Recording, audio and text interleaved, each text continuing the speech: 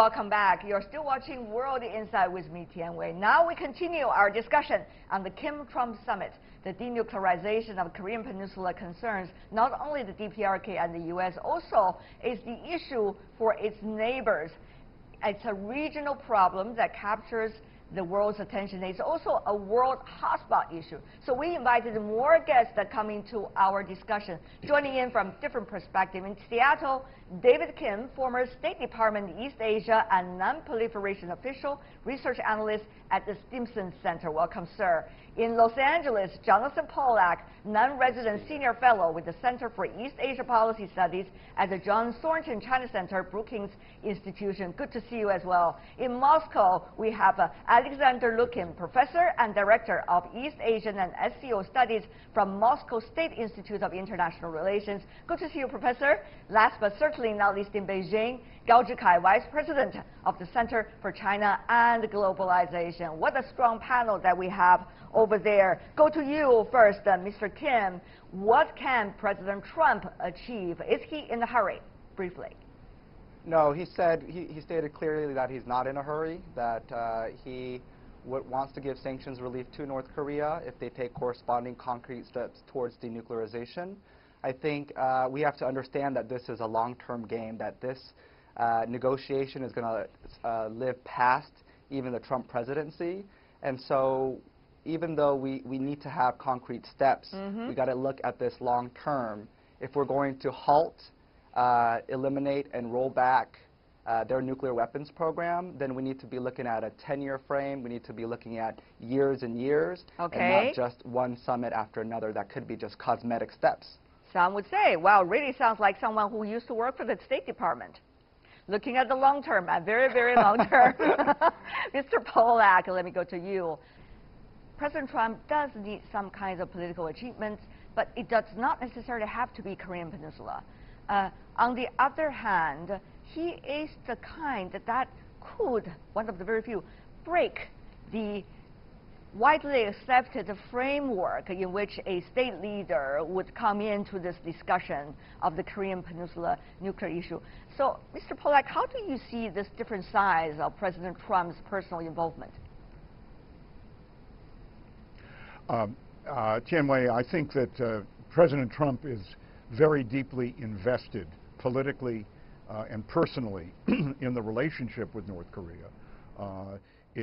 Even as many, many parts of the United States government continue to show major reservations or outright dissent from some of his claims. Add to this, he views this very much in his personal relationship with Kim Jong-un. In Singapore, he met privately with Kim Jong-un for about 45 minutes. We don't know to this day exactly what he did or did not say. We know more from what North Korean media have told us about this than anything the United States government has done. So what Trump has to do is convince others, including many critics, that he's on some kind of a path here that will lead to tangible results without consenting to the open-ended acceptance, even, dare I say, semi-legitimization of North Korea as the world's 9th nuclear weapons state. I see. So he's got a balance here, but he operates in very, very unpredictable ways, not like the way these negotiations or discussions have ever been approached in the past. Okay. So he's really the wild card, frankly, in this.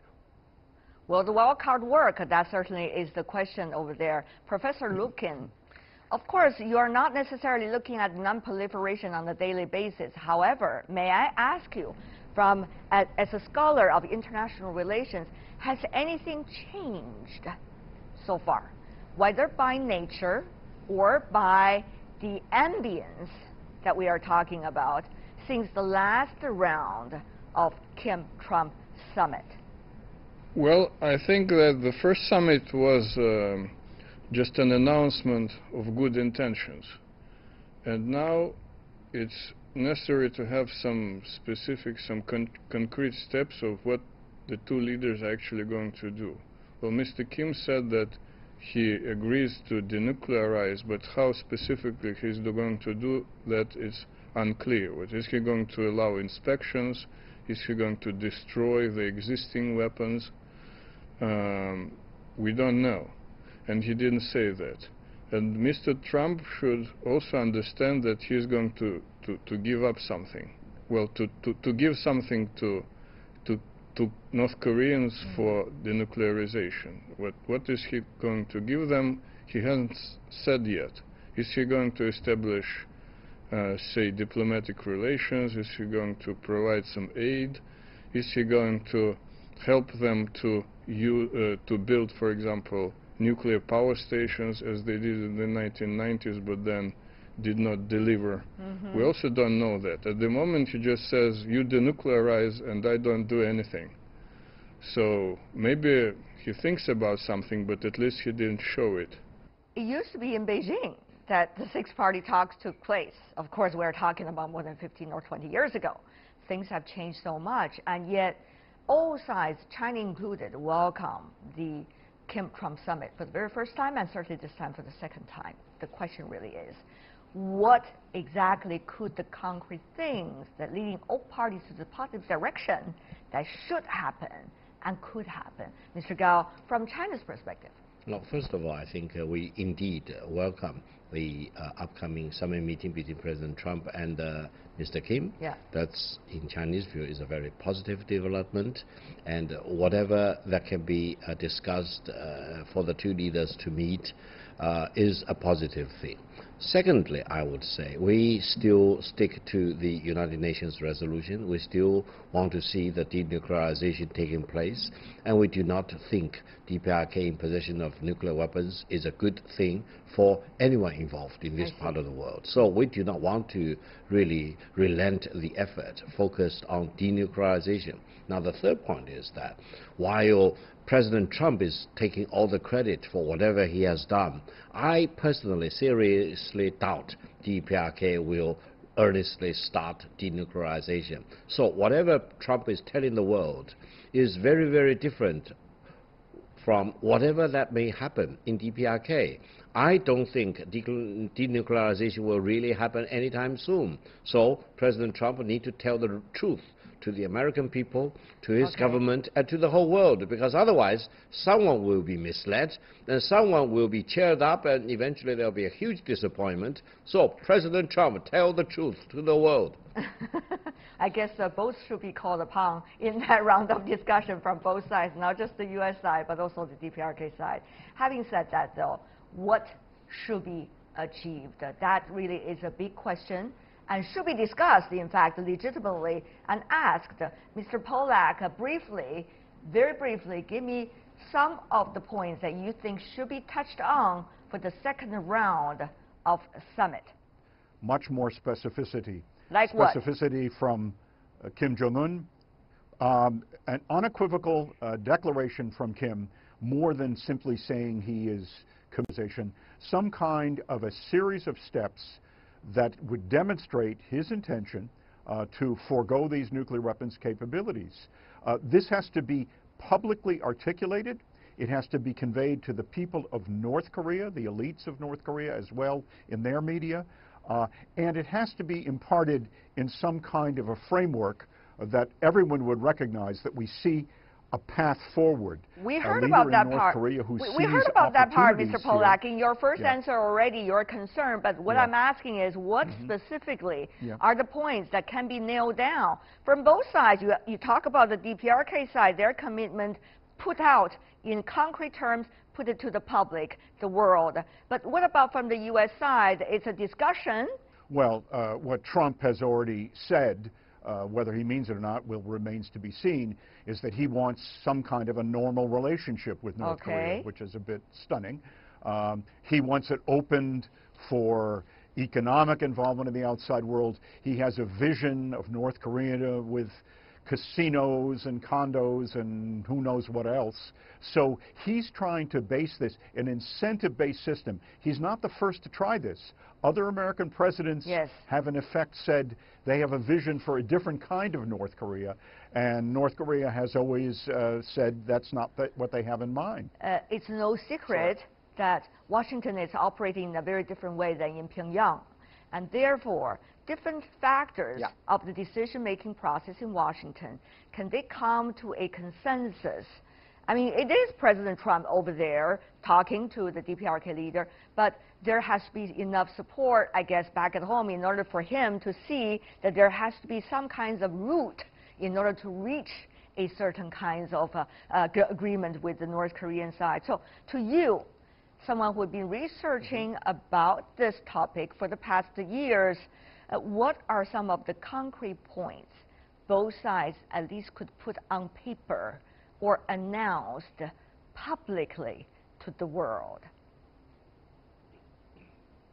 I think first and foremost, a peace declaration that is a legal, non-binding document during really a war that has ended since 1953. There has been no there has been no violence or any kind of military involvement for almost 70 years now. So a peace declaration is definitely, I think, on the table for North Korea. Concrete steps, including a timeline, a roadmap, a partial scope of their nuclear weapons program. This could be in the form of letting verifiers into Yongbyon and targeting the 5-megawatt reactor. That's been an issue for 15, 20 years, consistently an issue. We can put a cap on their weapons-grade fissile material that will stop the production of weapons moving forward. The U.S. goal moving forward should be to halt the program as it is now, roll back, and eventually eliminate. And this is during the long term. So I've outlined short-term and long-term goals, but what I've laid out to you is a short-term goal. And in return, North Korea wants sanctions relief. And Secretary Pompeo said that sanctions can come in the form, the U.S. will not relieve any form of sanctions until the full denuclearization of North Korea. But that doesn't mean that South Korea, he can ask South Korea to go to the UN Security Council and ease some kind of sanctions that will restart Mount Kumgang tourism, that can restart the Kaesong industrial complex, sports and cultural exchanges, lifting up, resumption of humanitarian aid, lifting of travel visas. These are all low-hanging fruit that the U.S. Can give to North Korea in exchange for concrete, verifiable steps towards denuclearization. Now, Professor Lukin, and the fact that the whole spotlight of the world is on the next round. Your thought? Yeah, I understand from this list that my American colleagues are now using the Soviet style of negotiations. You know, what's mine is mine, and what's yours, let's talk about it. Well, they're all talking about what Mr. Kim should do, or North Koreans should do, but they're not talking about what the Americans should do. What would you suggest, you know, Professor Lukin? The great privilege or an honor to meet the American president is not enough to surrender. Of course, it's enough a nice meeting, but that's not enough. The United States should also do something. And reducing sanctions or lifting sanctions is not the point. North Koreans need the security guarantees. They want to survive. And for them, nuclear weapons is a deterrent. So they need to give them something serious. For example, if we base our if they base negotiations on nuclear non-proliferation treaty, not only, well, North Koreans violated it. It's well, all right, but by the way, according to this treaty, the nuclear powers also have some obligations. They need their obligation is to help build nuclear power stations, for example, for non-military use in non-nuclear countries, and they also have another obligation to gradually reduce their own nuclear capabilities. What Mr. Trump is doing is not reducing his nuclear capabilities. He is destroying the system of nuclear proliferation of all the nuclear treaties that we have. So it's not he's not really encouraging other countries such as North Korea to give up their nuclear weapons.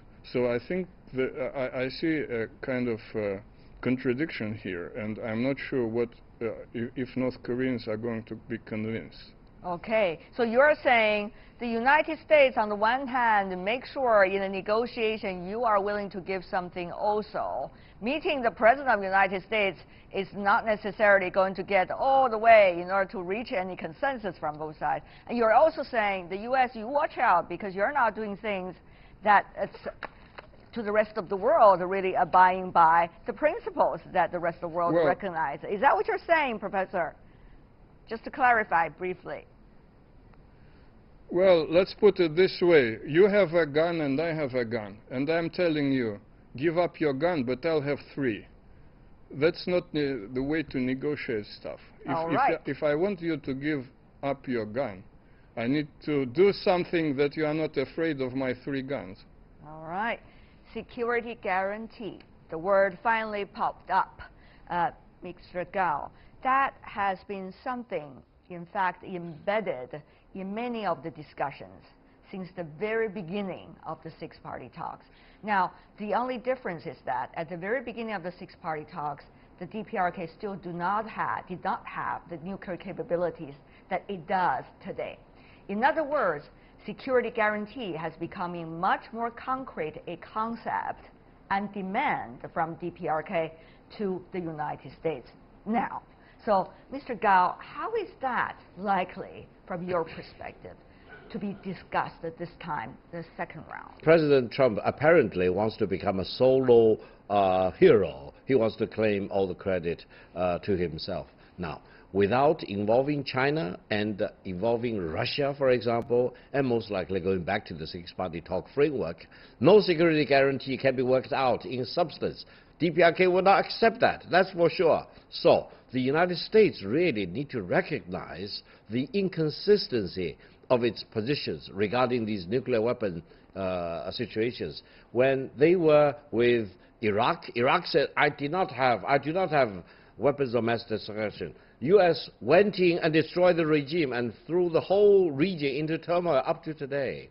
When they were with so you're Iran, saying, okay, I got it. Iran said, I do not have nuclear weapons. Okay. I'm ready to sign an agreement with you. 6+1 party signed the agreement. And then U.S. became a party to that. They walked away. And now they want to kill the Iranian regime. Now, for DPRK, they say, I have weapons, I have launch vehicles, I have ICBM, I can bomb you if you really want to put more pressure on you. And now U.S. went back and say, let's talk, let's hold hands, let's get some low-lying fruits, etc. Do you really think DPRK and Mr. Kim included will really believe what they say? Okay. No, they need to reconcile the inconsistencies within the United States before their words and promises can get any real mileage.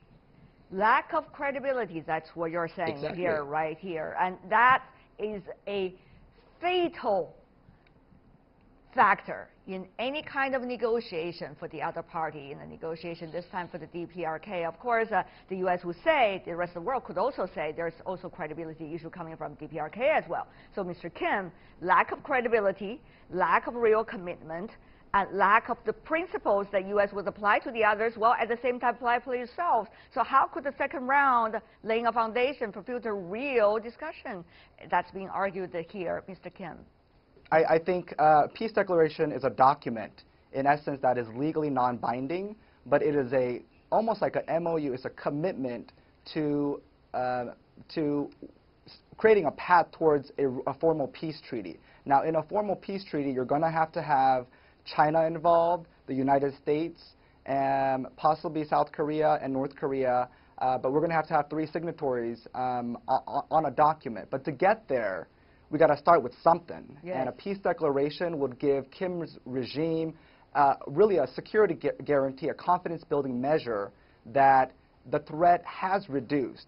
The elites who served his father and his grandfather in North Korea will have some kind of guarantee that, hey, tensions are reducing. We are moving towards a normalization of relations.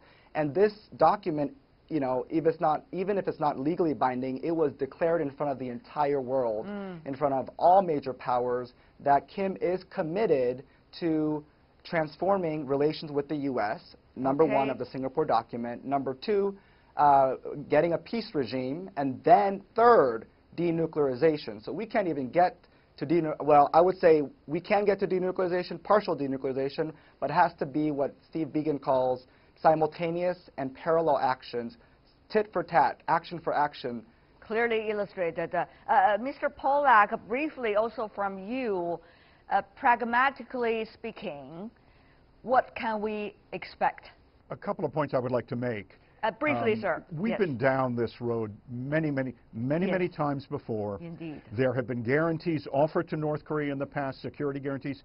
Look, if the question here is North Korea wants a guarantee on its longevity, its durability as a political and economic and military system, no country can provide that to another country. You can say whatever words you want, but that's not a guarantee. Is that really what Kim Jong-un wants? We don't know very specifically, obviously. He has no incentives in a lot of ways to be overly specific here. But I think we have got to approach this in a way, if we can approach it at all, that does not repeat the same mistakes of the past. One other thing I cannot emphasize strongly enough, Tianwei, no one has mentioned Japan as a factor here.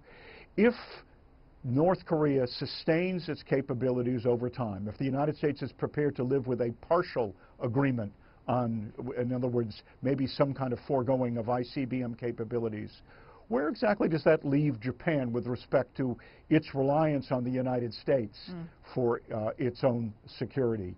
And so I would really emphasize, this has been a three-party game so far between South Korea, which has also gone largely unmentioned, North Korea, and the United States. They've been the forces at work here, the three leaders that have maneuvered here. Yeah.